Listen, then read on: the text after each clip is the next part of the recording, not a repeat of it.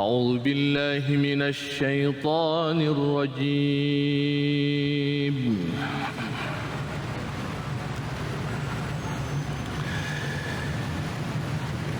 بسم الله الرحمن الرحيم.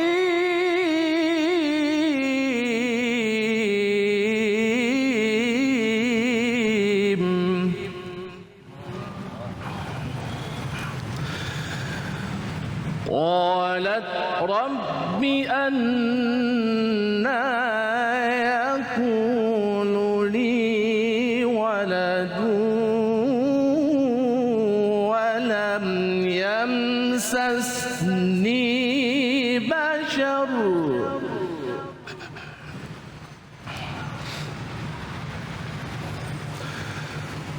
قال كذلك الله يخلق ما يشاء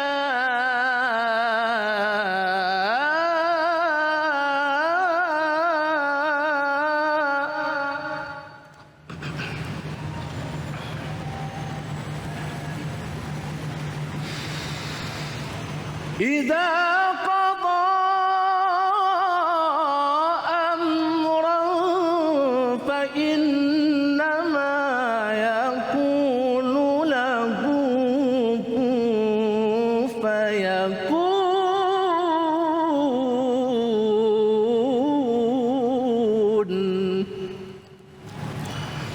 صدق الله العظيم.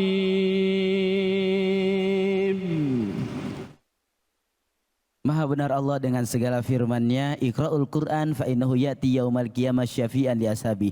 Bacalah Al-Qur'an, insyaallah Al-Qur'an yang kita baca akan menjadi syafaat bagi kita semua di yaumil akhirah. Amin ya rabbal alamin. Kembali lagi di Cahaya Hati Indonesia. Sebagaimana tadi yang telah saya janjikan, kita akan mendengarkan kajian tafsir inspirasi Al-Qur'an terkait tentang asbabun nuzul, terkait tentang kandungan, terkait tentang hikmah daripada Al-Qur'an dalam surah Al-Imran ayat 47. Insyaallah akan disampaikan, akan dipaparkan lebih dalam oleh guru kita Ustazah Qatrunada dan juga Ustadz Aib Saifullah. Bagi para pemirsa yang di rumah, boleh silakan buka Al-Qur'annya di surah Al-Imran ayat 47. Dan ibu-ibu yang di studio siap, Bu?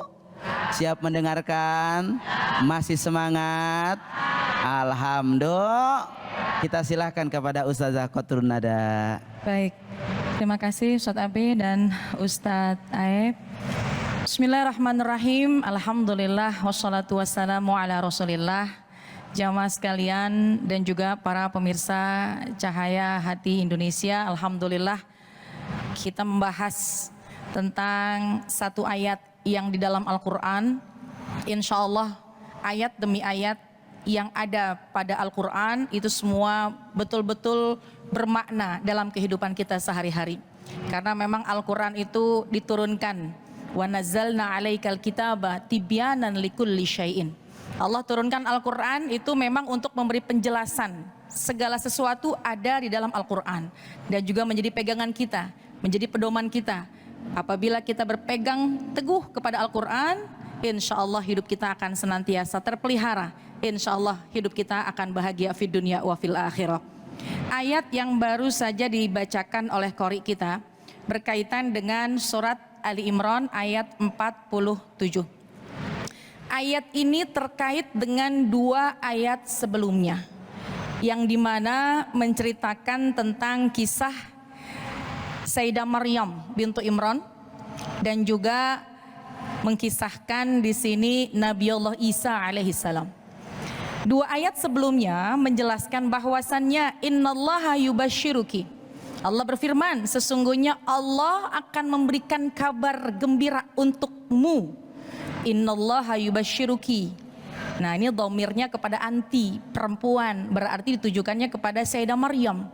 Allah akan memberikan kabar gembira untukmu wahai Maryam bintu Imran, yaitu kelak nanti engkau akan mendapatkan anak keturunan yang namanya pun juga sudah Allah cantumkan dalam Al-Quran, Isa ibnu Maryam. Isa ibnu Maryam.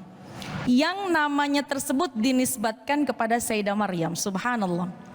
Tapi nggak usah khawatir kata Allah.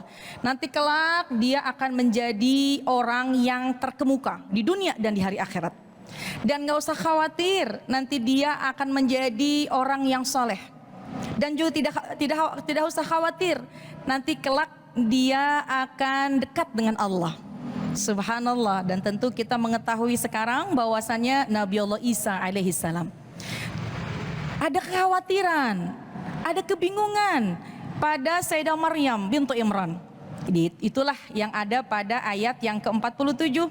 Qalat, berkatalah Sayyidah Maryam, Rabbi anna yakunu li walad.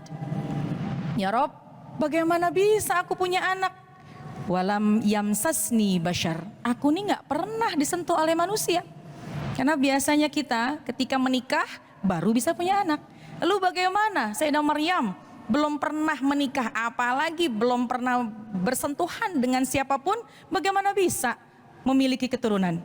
Kemudian qala, Allah tentu berfirman, kadzalikillahu yakhluqu ma yasha. Itulah yang kuasanya Allah. Yakhluqu ma yasha, Allah bisa menciptakan apa saja sesuai dengan kehendaknya. Subhanallah. Iza qada amran, apabila telah ditetapkan satu ketetapan, Allah telah menentukan satu ketetapan, fa innama yaqulu lahu kun fayakun. Maka amat sangat mudah. Allah hanya mengungkapkan, Allah hanya mengatakan kun, jadi fayakun, maka jadilah. Subhanallah. Satu ayat yang memang terkait dengan dua ayat sebelumnya menceritakan bahwasannya Allah berkuasa, bisa meniupkan roh, menciptakan satu makhluk pada Sayyidah Maryam bintu Imran, yang dimana Sayyidah Maryam tidak memiliki pasangan. Tapi subhanallah, inilah kekuasaan yang betul-betul Allah tunjukkan kepada kita, yang mudah-mudahan menjadi ibrah, menjadi pelajaran bahwasannya tidak ada yang mustahil bagi Allah. Ibu di sini yang mungkin lama nggak punya keturunan, kita harus terus berdoa kepada Allah, terus berikhtiar. Tidak mustahil, Allah akan memberikan kuasanya, Allah akan menentukan. Dan bukan hanya perkara berkaitan dengan anak saja, tapi apapun keadaan yang menurut manusia ini adalah mustahil, maka tidaklah menjadi sulit atau susah menurut Allah, maka akan menjadi mudah. Kun fayakun. Maka ketika Allah berkehendak, maka jadi, ya jadi. Ya, jadi subhanallah, ini pelajaran yang besar buat kita. Kita manusia memiliki rencana, kita manusia memiliki ikhtiar yang sebanyak-banyaknya, tapi tentu kekuasaan adalah milik Allah. Ibu-ibu jamaah sekalian yang hadir di sini juga bisa hadir ke sini karena kuasanya Allah. Apa yang terjadi pada kehidupan kita itu pun juga kuasa dari Allah. Maka ketika kita menghadapi kehidupan yang mungkin sekira-kiranya mustahil bagi kita, asalkan kita yakin, karena ana inda dhanni abdi bi, kata Allah, aku ini sesuai dengan prasangka hambaku, maka selalulah kita berhusnuzan, selalu berprasangka baik. Sulit, mungkin sulit pada pandangan manusia, tapi tidak akan pernah sulit pada pandangannya Allah. Terus berusaha, terus berikhtiar, apapun kesulitan, bukan hanya dari sisi ekonomi, bukan saja faktor dari keturunan, mungkin dari kesehatan yang sekiranya mungkin mohon maaf dari sisi medis tidak mungkin sembuh, tapi Allah maha berkehendak, semua akan menjadi mudah, semua akan bisa terasa baik, dan semua insya Allah akan Allah berikan yang terbaik untuk kita selama kita selalu berpegang teguh kepada Al-Quran, berpegang teguh kepada Allah Subhanahu wa Ta'ala. Insya Allah Allah akan memberikan kehidupan kita yang terbaik di dunia wa fil akhirah. Amin, amin. Ya Rabbal Alamin. Wallahu a'lam bishawab. Masya Allah, tabarakillah. Terima kasih, jazakillah Ustazah Qatrunada yang luar biasa telah memberikan gambaran kepada kita bahwa idza arada syai'an ayyakula lahu kun fayakun. Ini adalah min ayatillah, bagian daripada kebesaran Allah yang Allah perlihatkan kepada kita. Lebih dalam lagi insya Allah akan dipaparkan oleh guru kita Ustadz Aib. Kepada beliau dipersilahkan. Silahkan guru. Terima kasih Ustadz Abai, terima kasih Ustadz Qatrunada, Ustadzah Qatrunada. Assalamualaikum warahmatullahi wabarakatuh. Waalaikumsalam warahmatullahi wabarakatuh. Alhamdulillahi Rabbil Alamin. Wassalatu wassalamu ala sayyidil mursalin Sayyidina wa habibina wa syafi'ina Muhammadin wa ala alihi wa sahbihi ajma'in, amma ba'du. Hadirin hadirat, para pemirsa E-News TV dimanapun berada yang insya Allah selalu dirahmati Allah. Ayat yang tadi dibacakan oleh Al-Qari dan dijelaskan oleh Ustazah Qatrul Nada mengingatkan kita akan satu sosok wanita yang sangat agung, sangat luar biasa, yaitu Sayyidah Maryam. Sayyidah Maryam satu di antara sekian wanita yang Allah muliakan kedudukannya.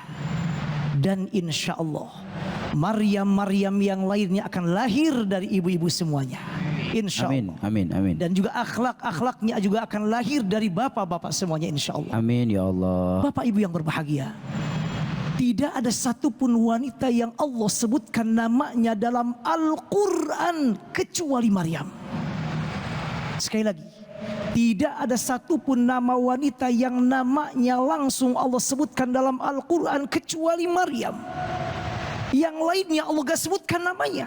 Allah hanya menyebutkan misalnya ibunya Nabi Musa, Ummu Musa, ibunya Musa. Ukhtu Musa, saudarinya Musa. Imro'ah Fir'aun, istrinya Fir'aun. Imro'ah Nuh, istrinya Nabi Nuh.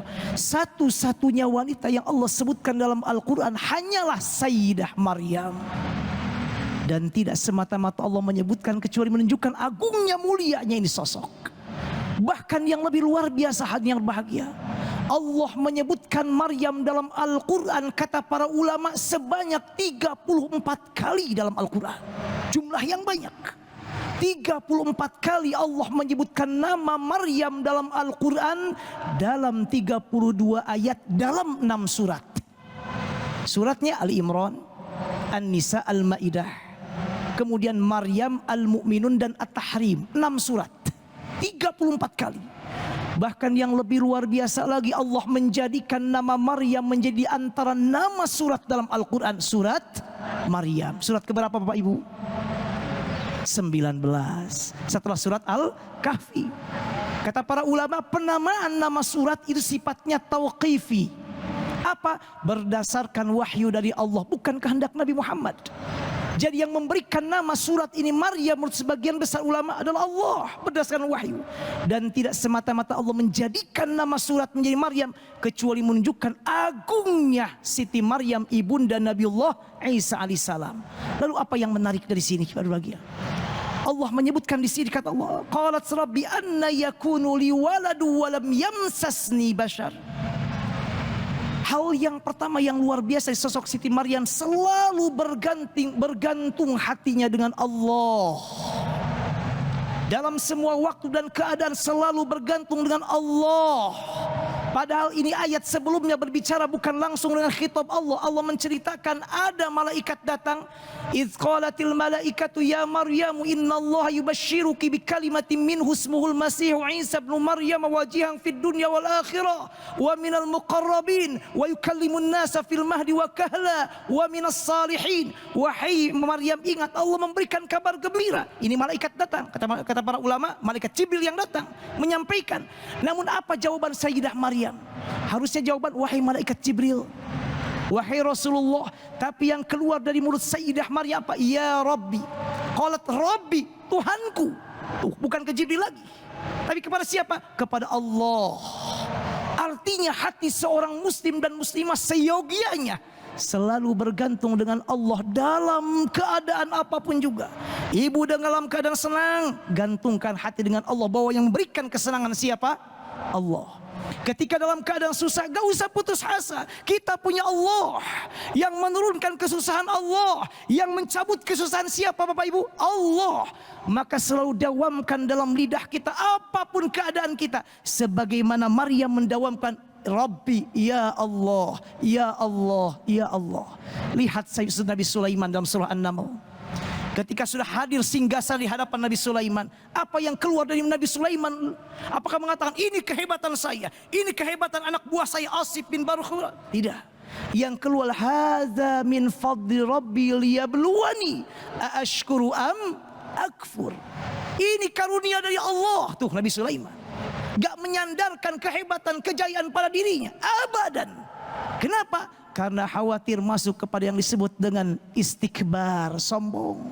Bukankah yang memberikan kepintaran kepada kita siapa ibu? Allah. Siapa yang telah memberikan keturunan kepada kita bapak yang bahagia? Allah. Semua dari Allah. Lihat Zulqarnain ketika sudah membangun Sad, ketika untuk menolak Ya'juj Ma'juj di surat Al-Kahfi, apa perkataan setelah beres? Kata beliau, hadza rahmatun min rabbi, fa idza jaa wa'du rabbi ja'alahu dakkaa wa kana wa'du rabbi haqqan. Ini dari Allah. Pun demikian yang lainnya. Maka oleh karena itu Sayyidah Maryam mengingatkan, walam yamsasni bashar qala kadzalikillahu yakhluqu ma yasha. Nah ini yang kedua, ma yasha, tergantung kehendak Allah, bukan tergantung kehendak kita. Ingat, Allah yang mengatur kita. Jangan pernah berpikir ingin seperti yang kita kehendaki, ingin seperti yang saya kehendaki, tapi selalulah berjalan bahwa apapun yang terjadi dengan kita menurut kehendak siapa? Allah. Maka kata kuncinya yasha, bukan tasha. Makanya Imam Al-Ghazali dalam kitabnya Al-Ihya, Ihya Ulumuddin, juga dinukil oleh Imam At-Tirmidzi dalam kitabnya Nawadirul Usul, beliau mengatakan, mengutip perkataan Allah berfirman, ya abdi anta turidu wa ana urid, wala yakunu illa ma urid. Wahai hambaku, kamu mau sesuatu, tapi aku juga mau sesuatu, dan tidak mungkin terjadi kecuali yang aku mau. Kemudian, in sallamtani mimma urid, kafaituka ma turid. Kalau kamu menerima apa yang aku berikan, aku akan cukupkan apa yang kamu inginkan. Wa illam tuslim, namun jika kamu tidak menerima apa yang aku berikan, at'abtuka fima turid thumma la yakunu illa ma urid.